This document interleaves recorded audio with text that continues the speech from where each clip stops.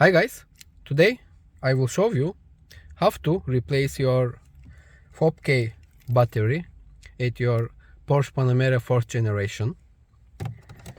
If you have such a fault at your car, then here, replace ignition key.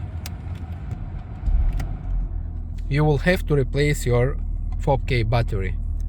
I will show you in a minute how to do that.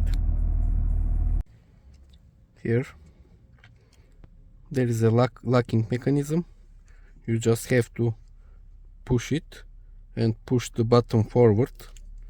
Actually here you have to remove first the key, and then you will able to remove also basically the battery cover. The battery type is CR2032,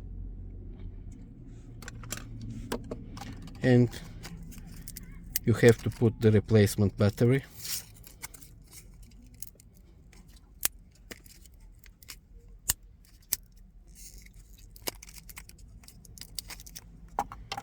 It's very important to use the same type battery.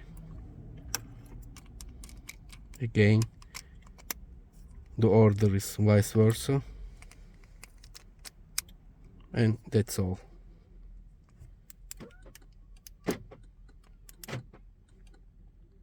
Thanks for watching guys, all the best, bye for now.